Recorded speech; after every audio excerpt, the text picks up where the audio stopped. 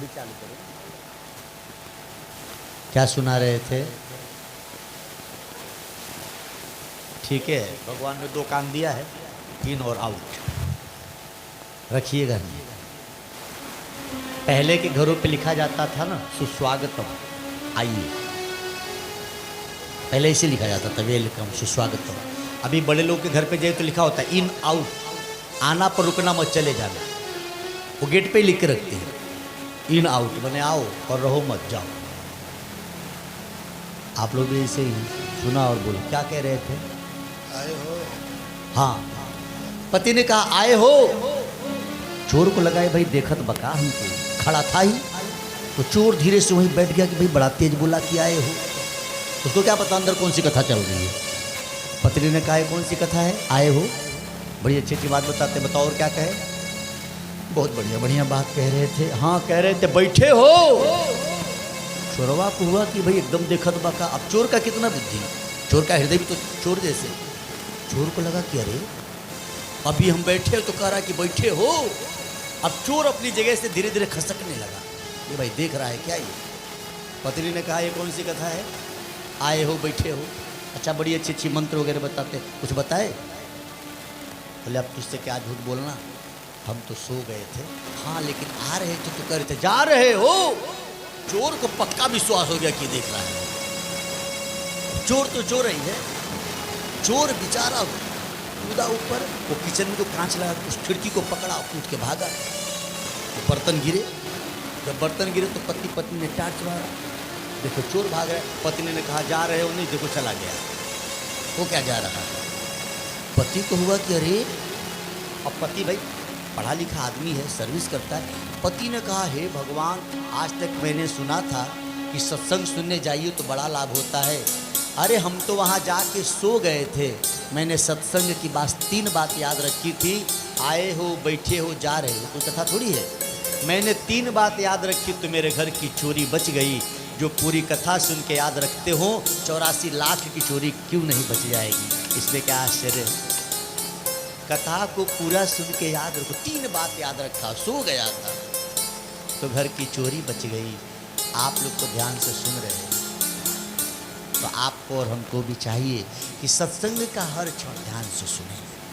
कल माखन चोरी की बात अधूरी रह गई थी, मैं उसको पूरी कर दूं। मुझे बहुत अच्छी लगती है माखन चोर की कथा, बड़ी प्यारी है।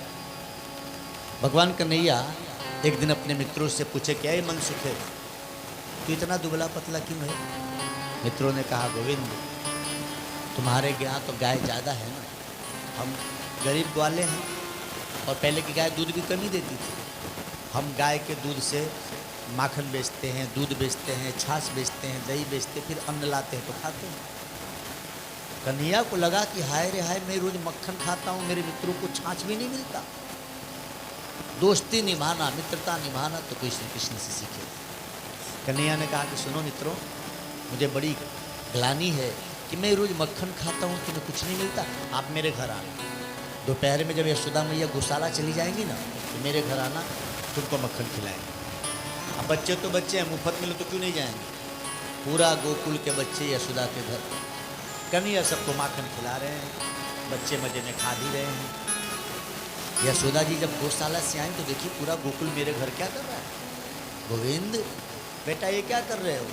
कन्हैया ने कहा माँ इनके घर माखन नहीं होगा इसलिए मैं खिला रहा हूँ। अच्छा 1-2 दिन तो यशोदा जी ने भी नहीं बोला कि भाई जानो तो ठीक है, लेकिन रोज रोज वही काम।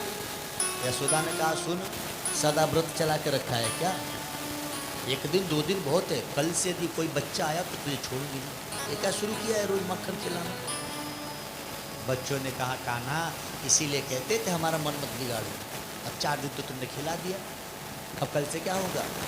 कान्हा ने कहा सुनो, कल जल्दी आना और खा के जल्दी चले जाना मैया के आने से पहले। सबने कहा वो तो ठीक है, लेकिन हम खा के चले जाएंगे तो यशोदा जी पूछेंगी तो मक्खन क्या हुआ, फिर क्या बताओगे? किसने कहा वो मैं संभाल लूँगा। देखो अपने मित्रों के लिए गोविंद ने क्या क्या किया। सारे बच्चों को मक्खन खिला के भेज दिए।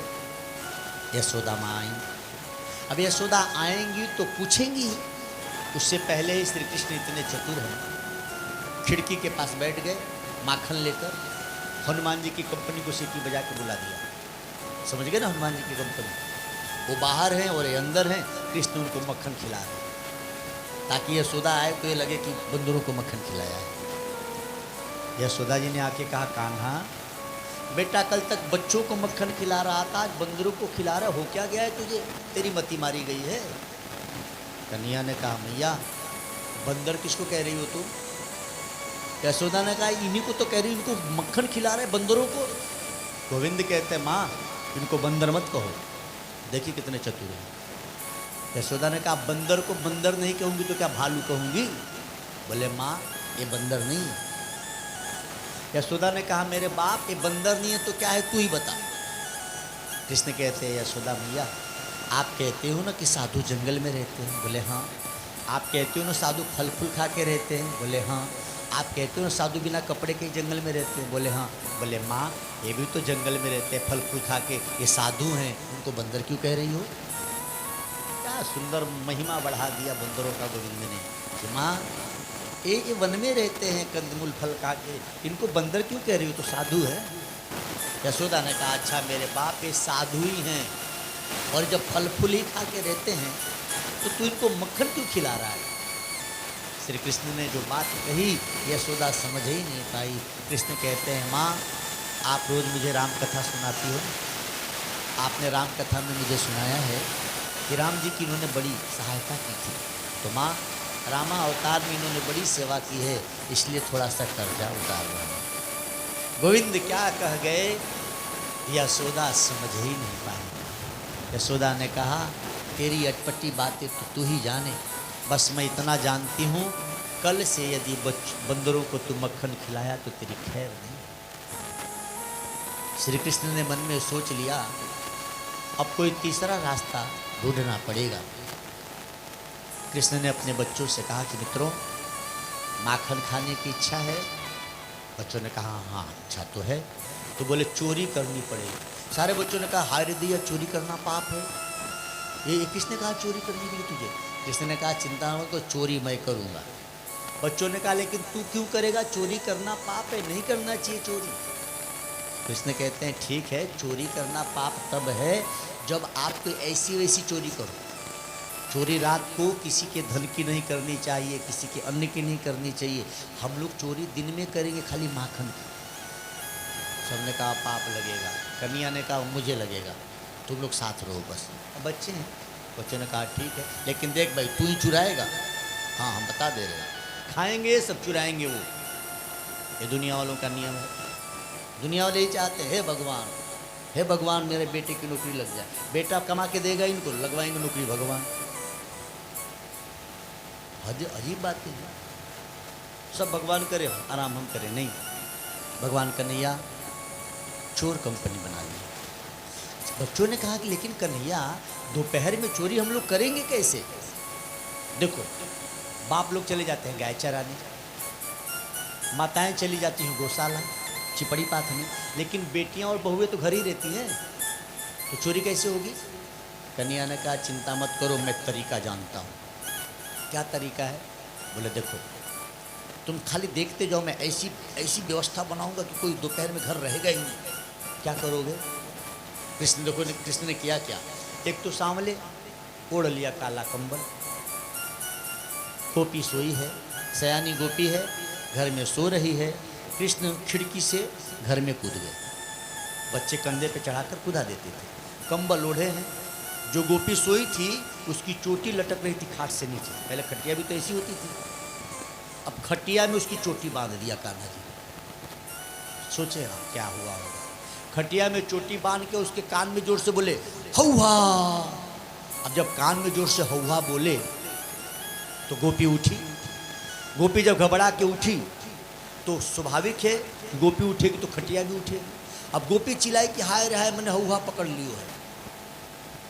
गोपी को पकड़ा किसी ने नहीं है, उसकी चोटी खाट से बंधी है, उसको लग रहा है कि मुझे हौवा पकड़ लियो। गोपी चिल्लाई और काला कमली ओढ़ के कृष्ण भागे खिड़की से। गोपी ने देखा। अब अपने यहाँ का तो नियम है बात का बतंगड़ बनाना। गोपी ने माँ से कहा कि माँ मैंने देखा हौवा आयो थे, हौवा आयो रहा घरा में, वो काला काला था, कंबल ओढ़ा था। उसकी माँ ने पड़ोसन से कहा, पड़ोसन ने और बात बढ़ा के कही, यानी बात बढ़ गई। बात क्या बढ़ गई, एक एक सब जोड़ते गए। माँ ने कहा कि बहुत खतरनाक है, काला काला सा है। पड़ोसन ने कहा कि बड़े बड़े हाथ, बड़े बड़े दांत हैं। बात बढ़ती गई, हौवा आया है। ओम नमो भगवते वासुदेवाय। ओम नमो भगवते वासुदेवाय।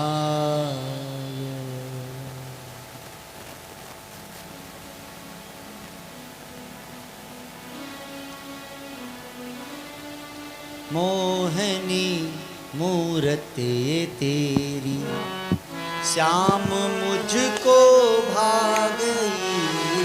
मोहनी मूरत ये तेरी, श्याम मुझको भा गई।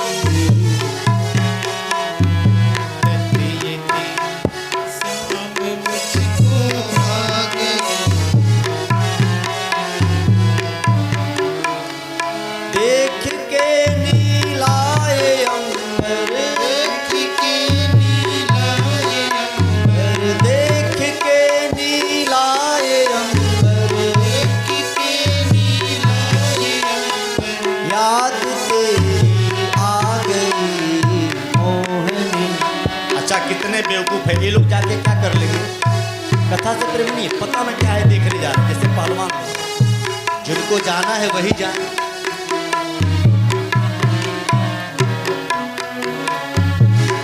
अपने देश में भगवान के भजन में सब भागे जा रहे हैं, तो बड़ा दुख हो, बहुत बड़ी बात।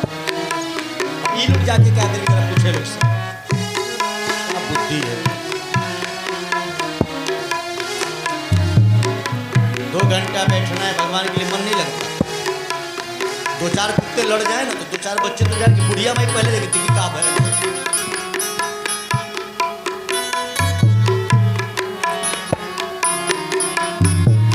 क्या हुआ है वहीं से बोल दो क्या।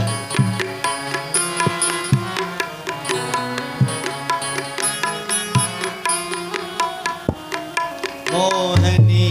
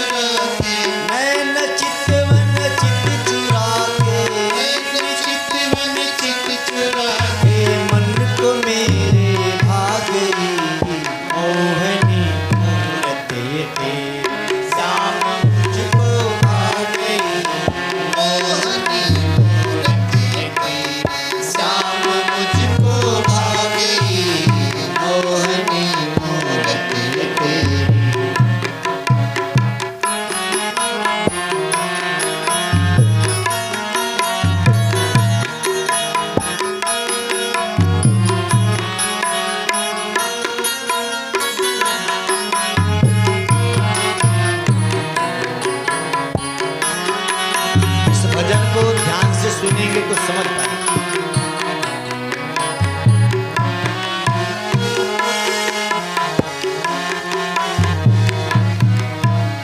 तुम मेरे हो मैं तुम्हारा, इसमें भी कोई राज है। तुम मेरे हो मैं तुम्हारा, इसमें भी कोई राज है। तुम मेरे क्यों मैं क्यों तेरा, हाँ कोई ऐतराज है। तुम मेरे क्यों मैं क्यों तेरा, हाँ कोई ऐतराज है। आए तेरी याद तो लगे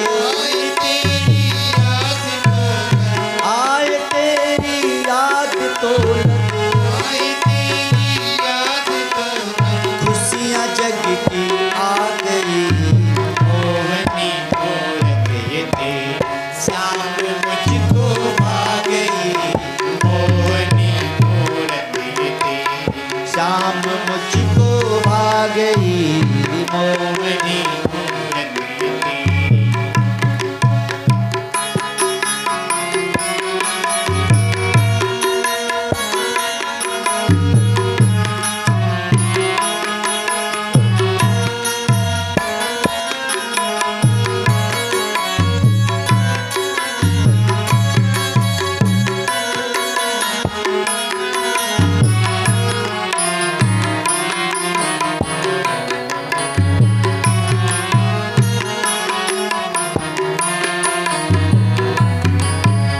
राम तुम हो प्राण तुम हो श्वास के तुम श्याम हो राम तुम हो प्राण तुम हो श्वास के तुम राम हो यार तुम हो प्यार तुम हो जीत तुम ही हार हो यार तुम हो प्यार तुम हो जीत तुम ही हार हो विरह की पीड़ा तेरी विरह की पीड़ा तेरी विरह की पीड़ा तेरी विरह की पीड़ा तेरी मेरी आंसुओं को बहा गई सामने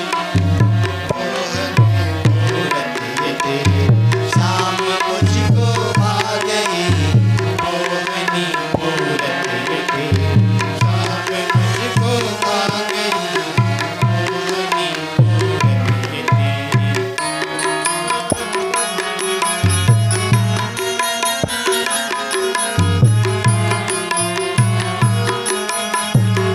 मूरत के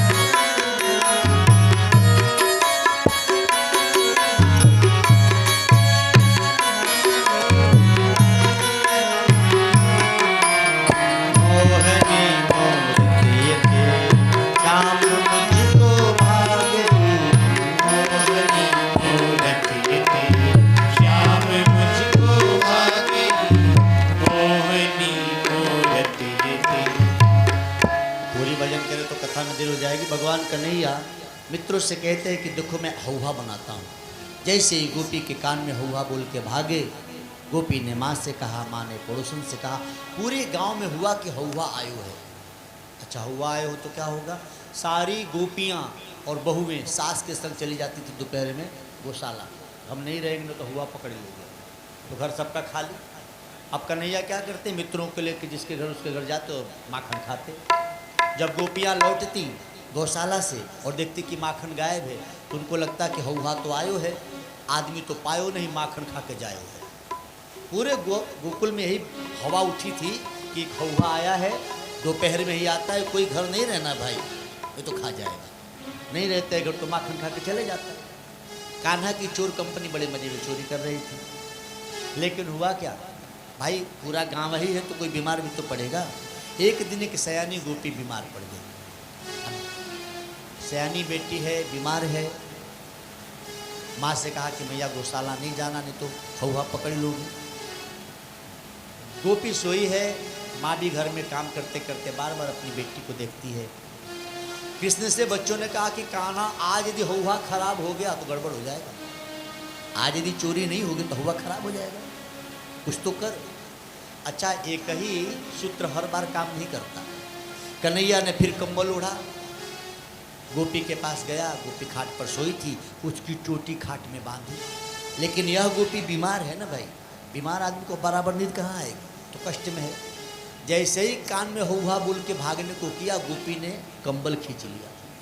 जब कंबल हटा तो स्वाभाविक कन्हैया दिख गया, मोर पंख वाला पीताम्बरी पहने। कृष्ण जब खिड़की से भागे, गोपी और उसकी माँ दोनों ने देख लिया कि अरे काऊ हौवा हुआ नहीं, ये तो यशोदा का कनुआ है। अब तो पूरी गोकुल में पोल ही खुल गई कि कोई हौवा नहीं है, ये कृष्ण का काम है, यही माखन खाता था। सारी गोपियाँ दोपहर में गई हैं यशोदा के घर। जब गोपियाँ दौड़ाई तो कन्हैया भागे हैं, दौड़ कर गए, खिड़की से जाके घर में सो गए। गोपियाँ चिल्लाई, ओ यशोदा मैया, ओ यशोदा मैया। यशोदा जी ने कहा हुआ क्या है, पूरी दोपहर में पूरा गोकुल मेरे द्वार पे है भाई, क्या बात है। अरे बोले माँ, ये तो तुमको खबर होगी ना कि हौवा आयो है गांव में। बोले हाँ, किसी को कुछ कर दिया क्या हुआ ने? बोले मैया काऊ हुआ नहीं, वो तुम्हारा कनुआ है। यशोदा ने कहा हाँ। बोले हाँ माँ, यही सब का माखन चुराता है। आज हम लोगों ने रंगे हाथ उसको पकड़ा है। गोपी के कान में बोल के भाग रहा था, कम्बल उसने खींचा। यशोदा जी ने बुलाया, ओ काना। नखड़ेबाज तो है, आंख मलते आया, क्या हुआ भैया? गोपियों ने कहा माँ अभी तो दौड़ाए थे, हम भाग कर आया है, देखो कैसे नाटक कर रहा है। यशोदा ने कहा नहीं, ये तो सो रहा है। हे काना, तू माखन चुरावे बेटा?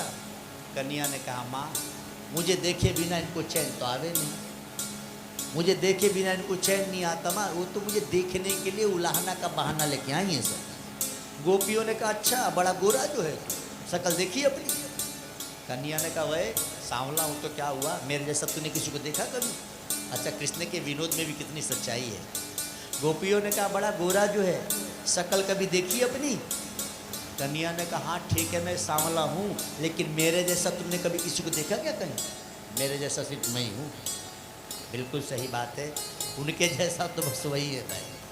गोपियों ने कहा माँ इसकी चिकनी चुपड़ी बातें में मत आ माँ, ये नंद बाबा की नाक कटा देगा, माखन चुरा रहा है माँ ये। यशोदा ने कहा बेटा सच सच बता, तू माखन चुरावे? कन्या ने कहा मैया तू बता, मेरे घर माखन की भला कमी हवे का, मैं माखन क्यों चुराऊं? अरे माँ ये झूठ बोलती है, बड़ी समस्या है। यशोदा कृष्ण की बात माने कि गोपियों की बात माने? आखिरी में निर्णय यह हुआ कि भाई रंगे हाथों पकड़ लो तो हम मान जाए। कृष्ण ने कहा कि माँ इनसे कह दो, ये रंगे हाथों हमको पकड़ ले तू मान जाना। मैं कह रहा हूँ कि नहीं चुरा, तो ये कहेगी चुराते, तो इसका बेहद विकल्प है। यशोदा ने कहा हाँ भाई तुम रंगे हाथों पकड़ दो, मैं मान जाऊँ। सारी गोपियों की सभा बुलाई गई, मीटिंग रखी गई।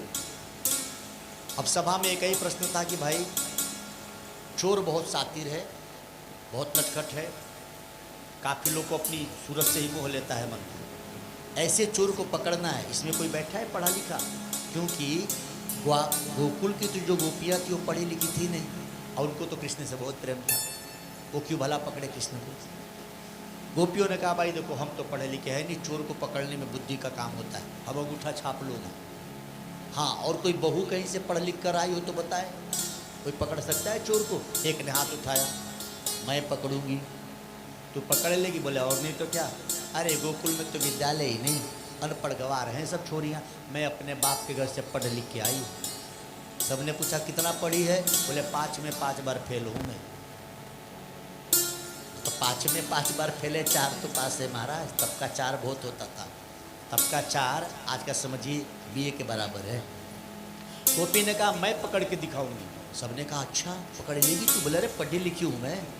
अच्छा, कृष्ण बड़े चतुर हैं। कृष्ण को जब पता लगा कि मुझे पकड़ने के लिए सभा बुलाई गई है, यह चोरों का सरदार अपना एक सैनिक भेज दिया कि जरा पता करो क्या चल रहा है मीटिंग में। अब एक ग्वाला साड़ी पहन के आके बैठ गया है गोपियों के बीच में कि पता करो क्या हो रहा है मेरे कान्हा के लिए।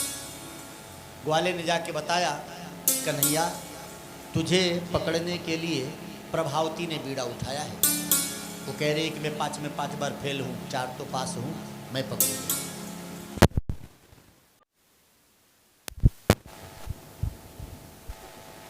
कृष्ण कहते हैं तो ठीक है, कल की चोरी प्रभावती के घर होगी। अब देखिए इसको भला चोरी कहा जाएगा? ये है ठाकुर जी की चोरी। इनको पता है कि प्रभावती मुझे पकड़ने वाली है, तो कृष्ण कहते हैं कल की चोरी भी प्रभावती के घर होगी। अब कृष्ण की चोर कंपनी में प्रभावती का बेटा भी था। अब बेटा को तो पता लग गया कि कल मेरे ही घर का नंबर है। आया घर, गुस्से में घर आया और अपनी माँ से कहा कि क्यों रे, तुझे किसने कहा था कृष्ण को पकड़ने का बीड़ा उठाने को? बड़ा विद्वान बनी है। प्रभावती ने कहा तुझे क्या परेशानी है? बेटे ने कहा माँ परेशानी मुझे नहीं, तुझे होने वाली है। प्रभावती ने कहा क्यों? बोले कल की चोरी तेरे ही घर होगी। प्रभावती ने बेटे से कहा कि तुझे कैसे पता? बोले मैं भी उसी चोर कंपनी में हूं। माँ ने कहा अच्छा तो तू उसका साथ देगा कि मेरा साथ देगा? बेटे ने कहा मैया क्षमा करना, चोरी वो करके माखन हम ही को खिलाता है, हर जगह चोरी करके उसने हमको खिलाया है, साथ तो उसी को दूंगा, उसी का दूंगा। हाँ तेरा बेटा हूँ इसलिए तुझे बता दे रहा हूँ, तुझे अपना छाका बचाना हो तो बचा लेना, कल की चोरी तेरे घर होगी। अब जरा विचार करें, इसको चोरी कहा जाएगा भला?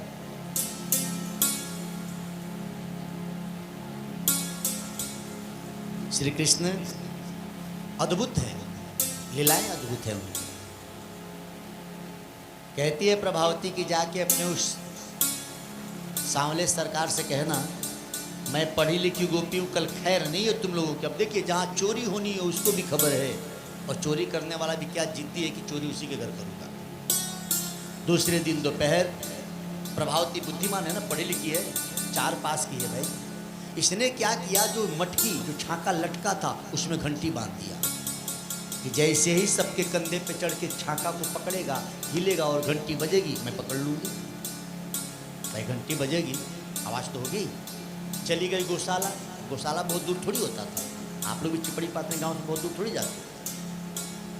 इसको था कि घंटी बांधी हूँ।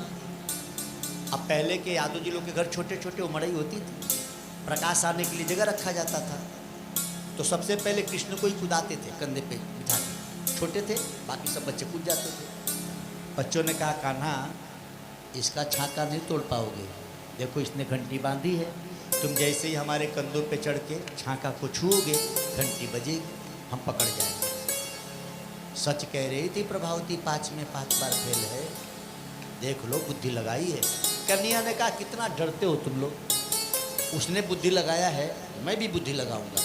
बच्चों ने कहा, तू कहाँ से लगाएगा, हम लोग तो पढ़े ही नहीं है, वो तो पढ़ के आई है। जब तू पढ़ाई नहीं करनी है तो तू बुद्धि कहाँ से लगाएगा? कान्हा ने कहा, अरे पागलों, मैं पिछले जन्म में ब्राह्मण था। भगवान बच्चों के साथ बच्चे ही बने हैं। गोविंद कह रहे हैं, तुम लोग को पता नहीं, मैं पिछले जन्म में ब्राह्मण था। पिछला जन्म समझ रहे हैं, वामन अवतार हुआ, वामन अवतार के बाद कृष्ण अवतार। बोल रहे हैं, मैं एक जन्म में ब्राह्मण भी था और मुझे मंत्र आवे हैं, मैं भी ऐसी मंत्र मारूंगा, घंटी बजेगी। बच्चों ने कहा, कान्हा तुझे पिछली जन्म की मंत्र अभी भी याद है? कन्या का, तुम लोग क्या समझ रहे हो, मुझे कई जन्मों की सारी बात याद है। अच्छा, बिल्कुल सच कह रहे हैं, इसमें कोई झूठ नहीं है, ठाकुर जी को तो सब याद है भाई। कन्या कहते हैं कि देखो मैं मंत्र मारता हूँ। अच्छा, गोविंद को मंत्र क्या मारना है? भगवान ने कहा, नाद ब्रह्म प्रकट हो, आदेश दिया, स्वर्ग के देवता हाथ जोड़ के खड़े हो गए, प्रभु क्या आज्ञा है? कृष्ण ने कहा कि देखो मैं मटकी तोड़ने वाला हूँ, मेरी आज्ञा बस इतनी है, ध्वनि नहीं होनी चाहिए, घंटी जब हिले तो स्वर न निकले। नाद ब्रह्म ने कहा, प्रभु आज्ञा का पालन होगा, आप तोड़िए। कृष्ण ने कहा बच्चों से कि मैंने मंत्र मार दिया, चलो जल्दी जल्दी गोला बनाओ, देखो मैं तोड़ूंगा, कुछ नहीं होगा। सारे बच्चे गोला बनाए, सबके कंधे पे कन्हैया चढ़े और खूब हिला रहे हैं मटकी। घंटी हिल तो रही है लेकिन बज नहीं रही है। बच्चों ने कहा, वाह कान्हा, गजब का जादू तू तो जानता है भाई, इतनी घंटियां हिल रही और स्वर नहीं निकल रहा, कन्हैया कमाल। कन्हैया ने कहा, तुझे क्या लगा? उसको लगता है कि वही बहुत जानती है, उसने अपना प्रभाव दिखाया है, मैंने अपना प्रभाव दिखाया है।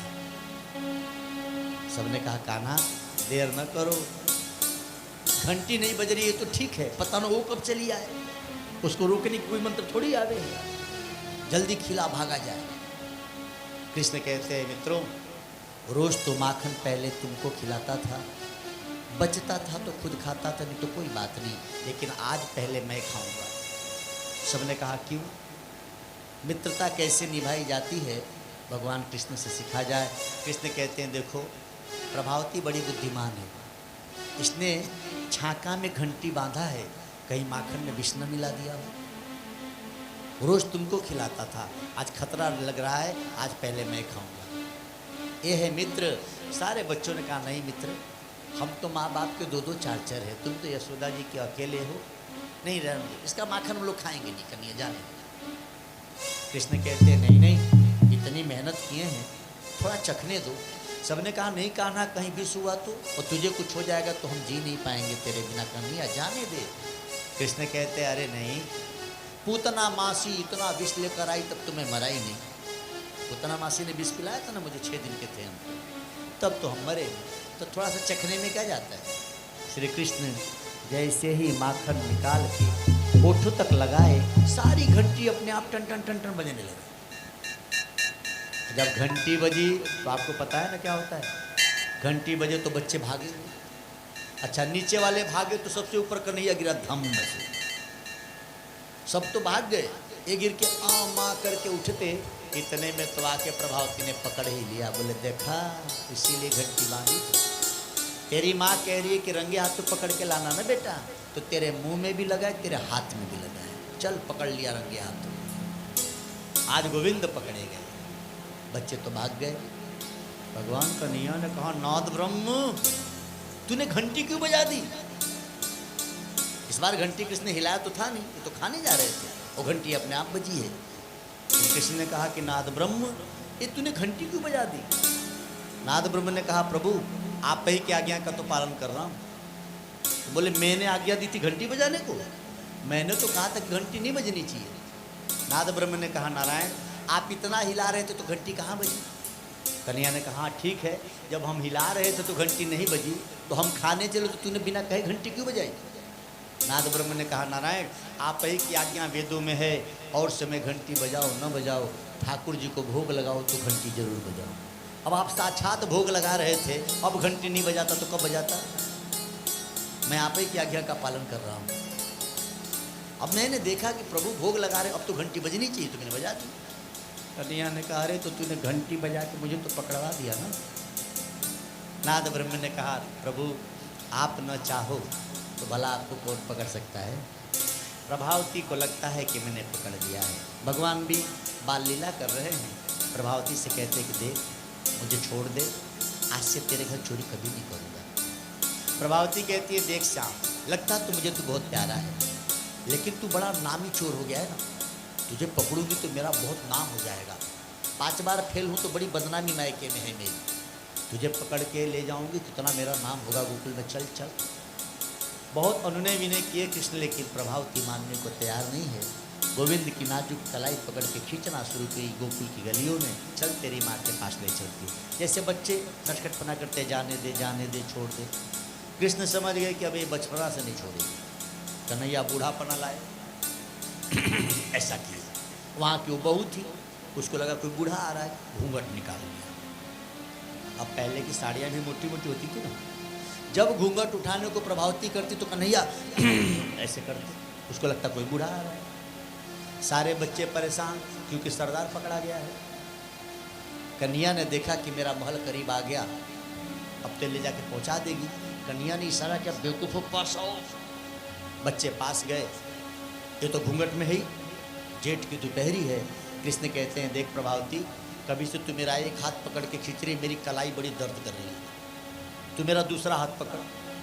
अपना हाथ छुड़ाया, उसी के बेटे का हाथ पकड़ा दिया। भाग कर गए, जाके कूद के अपने कमरे में सो गए, अपने कच्छ में। अब नंद बाबा का महल है भाई, तो गेट पर ही खड़ी, गेट बंद है, दोपहर का समय। प्रभावती चिल्ला रही है घूंघट निकाले, ओ यशोदा मैया, ओ यशोदा मैया। दोपहर में चिल्ला रही है, यशोदा मैया सोई हैं, उठ के आई। क्या हुआ, क्यों चिल्ला रही है? बोले चिल्ला क्यों रही हूँ, देखो किसको पकड़ के लाई हूँ। यशोदा जी ने आंख मलते देखा कि कौन है ये। प्रभावती ने कहा अपने बच्चे को भी नहीं पहचानती हो, कौन है पूछ रही हो? यशोदा ने कहा घूंघट उठा के देख मेरा है कि तेरा है। पहले घूंघट तो उठा, घूंघट उठा के देखा तो इसी का बेटा। प्रभावती ने कहा मुआ तू कब आ गया, वो कहाँ गया? बेटे ने कहा वो तो कभी चला गया, तो काफ़ी देर से मुझे घसीट के ला रही है। और इतने में तो कृष्ण मोटा डंडा लेके आए, यशोदा से कहे माँ देख ले माँ, अब तो तुझे विश्वास हो गया ना कि मैं चोरी नहीं करता। मुझे देखकर इसको इतनी जलन है कि अपने बेटे को लाके करी कि देखो तुम्हारे बेटे को पकड़ी हूँ। अब सोचिए किसी माँ को जब ये पता लगेगा कि मेरे बेटे से इसको इतना जलन है तो क्या करेगा। यशोदा आप कहीं देखी नहीं, दे धड़ाधड़ 10 डंडे। मेरे इकलौते बेटे से तुझे इतनी नफरत है? मेरा बेटा तेरी आंख में चुभ रहा है, तू अपने बेटे को लाके कह रही है कि देखो तुम्हारा बेटा है। अब यशोदा जी ने कहीं देखा नहीं कि कहाँ लग रहा है, या डंडा। अब 10 डंडे में तो सोचिए प्रभावती 5 बार क्या फेल, 15 बार हो गई फेल। 10 डंडा यहाँ पाई है। दूसरे दिन फिर सभा बुलाई गई। क्या हुआ प्रभावती? बोले मैं नहीं पकड़ सकती, उसको पकड़ना इतना आसान नहीं है। बिल्कुल पकड़ लिया था मैंने, लेकिन क्या बताऊं, अब इतना ही जान लो कि दूध हल्दी पी के आ रही है। यशोदा जी ने 10 डंडा मारा मुझे। सबने कहा तू तो कहती बड़ी विद्वान है, तू 4 पास करके आई। अरे बोले 4 पास से मतलब है वो बीच में से रास्ते में से हाथ छुड़ा के भाग गया। हम थोड़ी सी रहम की कि भाई इसका हाथ दर्द हो रहा होगा, कलाई दर्द हो रही होगी। भाई मैं नहीं पकड़ूंगी, मुझे 10 डंडे मिले। सबने कहा प्रभावती तेरे से तो बड़ी उम्मीद थी। अरे बोले तुम्हारी उम्मीद के चक्कर में मैं सर फुड़वा लूँ, मैं नहीं पकड़ सकता। गोपियों ने कहा भाई और कोई बुद्धिमान बैठा हो इसमें तो बताओ। दूसरी गोपी ने हाथ उठाया, वो भी वहाँ की बहू थी। बेटियों को तो बहुत प्रेम है कृष्ण से, जो बहुएं हैं बहू को भी प्रेम है, कोई कोई बहुएं हैं इसे। एक दूसरी बहू ने हाथ उठाया, अरे ये तो 5 में 5 बार फेल है, मैं 7 में 7 बार फेल होके आई हूँ। मेरे माँ बाप ने ऐसे ही मेरा नाम विद्यावती नहीं रखा है, विद्वान हूँ मैं पकड़ के दिखाऊंगी। सबने कहा विद्यावती अब तू ही आखिरी उम्मीद है पूरे गोकुल की, इस चोर से तू ही बचा सकती है। कृष्ण ने अपना गुप्तचर भेजा था, वो साड़ी पहन के ग्वाला बैठा है चुपचाप। जाके कृष्ण से बताया कि कन्हैया विद्यावती ने तुझे पकड़ने की बीड़ा उठाई है। कन्हैया ने कहा अच्छा, तो कल की चोरी विद्यावती के घर होगी। अब बताइए भला चोरी है? श्रीमद् भागवत में माखन चोर शब्द क्यों कहा भगवान ने पता है? हिंदू धर्म में एक बड़ी बुराई है। क्या? हम लोगों को किसी की निंदा सुनने में बड़ा मजा आता है। आप स्वयं सोचे, भगवान को चोर कहा गया तो इस प्रसंग को बड़े मजे में सुनते हैं। भगवान को भी चोर कहने में मजा आता है, जबकि वस्तुतः हकीकत यह है, सत्यता यह है कि भगवान ने चोरी की ही नहीं। कैसे? देखिए, किसी चीज़ चोरी कब मानी जाती है? जब हम किसी के घर गए और बिना उससे पूछे उसकी कोई वस्तु हम ले लिए, ये चोरी है। ये तो चोरी है ना भाई। हम आपके घर गए और आपसे पूछे नहीं और कोई आपकी वस्तु उठा ली, ये चोरी है। लेकिन आप बताएं, हम अपने घर में ही अपनी कोई वस्तु उठा के खा लें या थव लेके जाएं, ये चोरी मानी जाएगी? आप किसी के दुकान जाएं और कुछ ले लें, ये तो चोरी है। लेकिन आप अपने ही दुकान से कोई चीज़ यहाँ से वहाँ लेके जाते हो, चोरी है क्या? नहीं है ना। तो पूरा विश्व ही मेरे ठाकुर जी का है, पूरा विश्व ही उनका है। अब वो किसी के घर से माखन खाए, चोरी थोड़ी कही जाएगी। ये तो हम सबको अच्छा लगे इसलिए व्यास जी ने चोरी शब्द का प्रयोग कर दिया, माखन चोर कह दिया। और हम लोग भी बड़े मज़े में, हम लोग को माखन चोर कहने में मज़ा भी आता है। सनातन धर्म के अनुयायियों में बड़ी सबसे बड़ी बुराई यही है कि हमको किसी की निंदा करने में बड़ा मज़ा आता है, निंदा सुनने में बड़ा मज़ा आता है। और पंथ मजहब में जाओ ना, वो लोग अपने धर्म की निंदा नहीं कर सकते, सुनते भी नहीं। अपने संत की, अपने इसकी निंदा वो लोग नहीं करते, वेद पुराणों की। लेकिन हमारे यहाँ ऐसे ऐसे हलकच्छा पढ़ेंगे कि थोड़ा सा पढ़ लिख लेंगे तो रामायण में गलती निकालने लगेंगे, गीता में गलती निकालने लगेंगे। ये संत ठीक नहीं, वो संत ठीक नहीं। भाई तू संत बन के दिखा दे, तब खुद तो बनना नहीं। भगवान कृष्ण चोर हैं नहीं, हम सबको अच्छा लगे इसलिए लीला सुनाई जा रही है। कन्हैया विद्यावती के घर चोरी होगी। अब विद्यावती सच में विद्वान है। विद्यावती गई प्रभावती से मिली कि तेरे संग क्या क्या हुआ था बता, ताकि चोर को पकड़ने में आसान होगा ना। वो पुलिस वाले भी ऐसे ही करते हैं, पता करते हैं। तो प्रभावती ने कहा देख, हाथ पकड़ के तो ले मत जाइयो, हाथ पकड़ के ले जाएगी, रास्ते में से भाग जाएगा। तो क्या करे? विद्यावती ने कहा आप चिंता मत कर।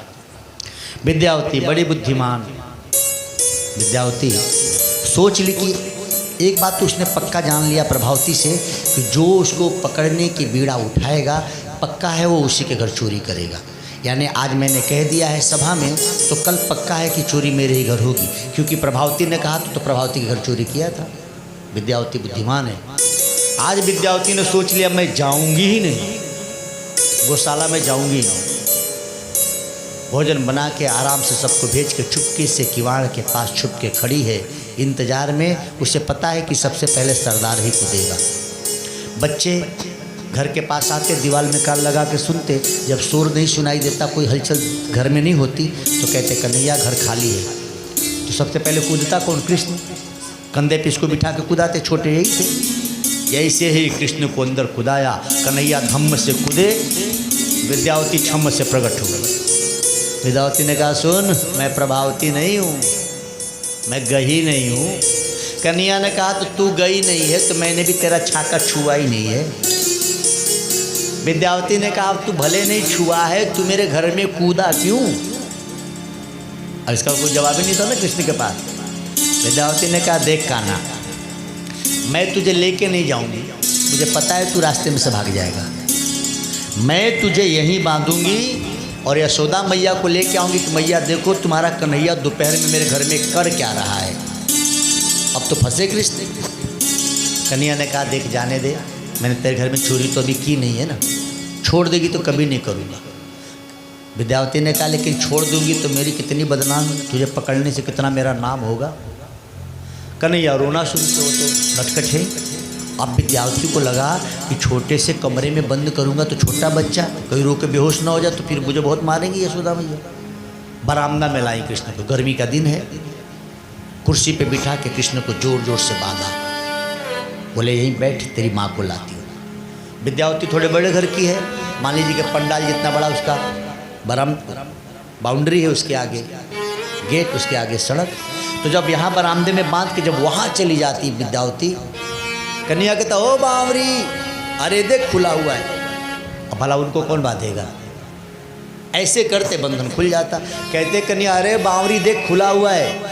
उनको उसको तो 10 ही डंडा मिला था, मेरे द्वार गई थी। यशोदा मैया को यहाँ लेके आओगी, कहीं मैं यहाँ नहीं मिला ना तो तुझे तो इतनी मारेंगी मेरी मैया आदमी हो जाएगी। ठीक से बांध के जा।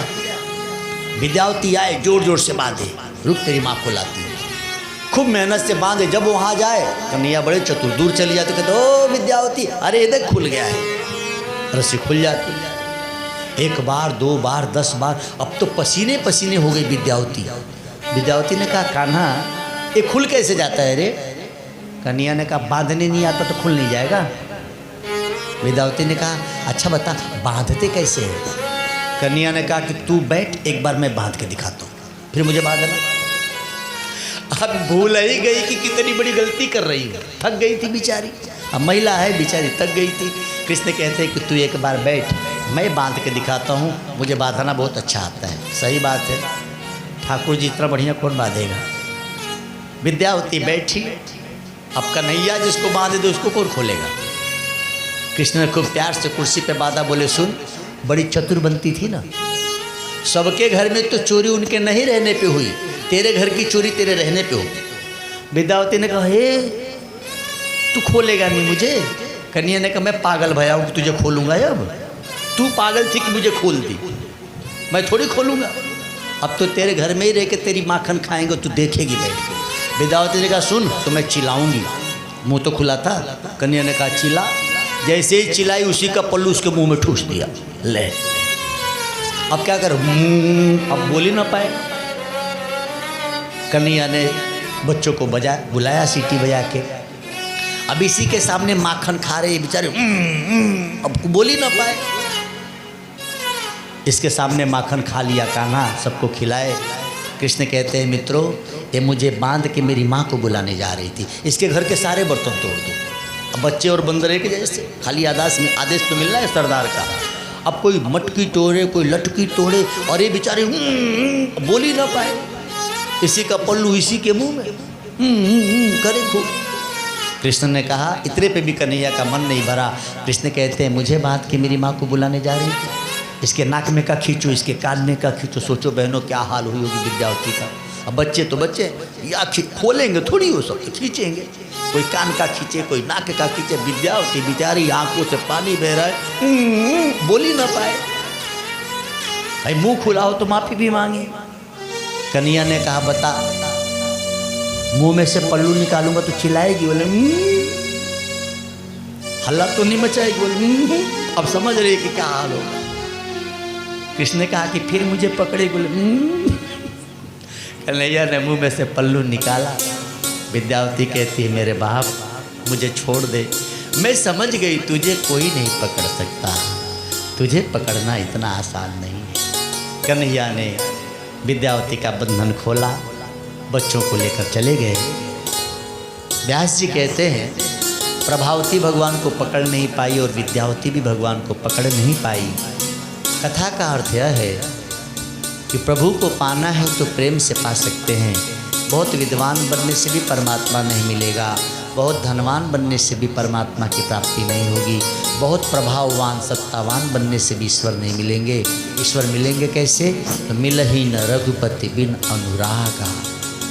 परमात्मा तो अनुराग से मिलते हैं, प्यार से मिलते हैं। ईश्वर को पाने के लिए आपके हमारे हृदय में प्रेम का अधिक होना जरूरी है। हमारे बुद्धि में ज्ञान के अधिक होने की आवश्यकता नहीं है। ईश्वर को पाने के लिए हमारे हृदय में प्रेम होना आवश्यक है। घर में बहुत धन होने की आवश्यकता नहीं है। वो जब भी मिला, जिसको भी मिला, प्रेम करने से मिला। अब प्रेम कैसा? अनन्य चिंतयन्तु मां, अनन्य, न अन्य। धन, वस्तु, व्यक्ति, पद, प्रतिष्ठा, मान, अपमान, लाभ, हान, जीवन, मृत्यु, सब कुछ भूल कर जब हम उसे याद करते हैं तो उसकी प्राप्ति हो जाती है। जैसे ही सब कुछ त्याग कर हम उसे पाना चाहते हैं वह तुरंत मिल जाते हैं। लेकिन जब तक कुछ रखे रहोगे और पाना चाहोगे तो नहीं होगा। प्रोफेसर रामतीर्थ जब ईश्वर की प्राप्ति के लिए चले, इस्तीफा दे दिया। प्रोफेसर थे वो, रिजाइन दिए और बोले अब मैं भगवत प्राप्ति के लिए जा रहा हूँ। पत्नी बच्चों ने कहा तो हम भी चलेंगे। बोले सो चलो, कुछ भी लेके नहीं चलना है। पत्नी बच्चों ने कहा ठीक है आप चलते, हम भी चलेंगे। जाके बैठ गए, नर्मदा किनारे बैठे हैं कुछ दूर पर। पत्नी बैठ गई, बच्चा बैठ गया, कुछ दूर पे अपने बैठे हैं। सुबह निकल गए थे घर छोड़ के, दोपहर को समय हुआ तो भूख लगी। पत्नी बच्चों ने कहा क्या हुआ? कह रहे थे कि भगवान सब देगा, कुछ लेके मत चलो।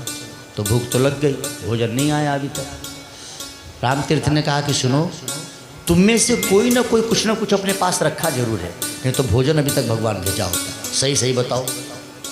जब डांट के पूछा तो पत्नी ने कहा कि हाँ, आप कहे थे रुपया पैसा लेकर न चलना, तो मैं अपने थोड़े से गहने लेकर आई थी कि कभी ज़रूरत पड़ेगी तो गहने बेच के काम कर लेंगे। प्रोफेसर ने कहा कि कहाँ है वो पोटली दे।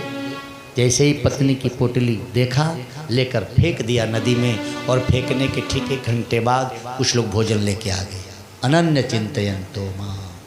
जब सब कुछ उसके लिए त्याग दोगे ना, तो आपके लिए भोजन की व्यवस्था करेगा, आपके लिए रहने की व्यवस्था करे, सब कुछ व्यवस्था आपके लिए करते। कब? जब आप उनके लिए चल पड़ते। और मैंने तो खूब अनुभव किया। हम लोग जब घर से निकलते हैं तो आप ही लोग माए बाप हो जाते। कहाँ रहना, कहाँ खाना, थोड़ी कुछ, कहाँ से कोई तैयारी है। सब कुछ भगवान करते रहते हैं। हम लोग अभी जब कार्यक्रम करने गए थे यहाँ, तो थोड़ी हम लोग तो विद्यालय के बाहर लगाए थे ना, लेकिन देखिए प्रधानाचार्य जी से हम लोग की मुलाकात नहीं, सिर्फ फ़ोन पे बात। पता ना कितनी सज्जनता है कि फ़ोन पर कहा क्या, बोले नहीं ठीक है आप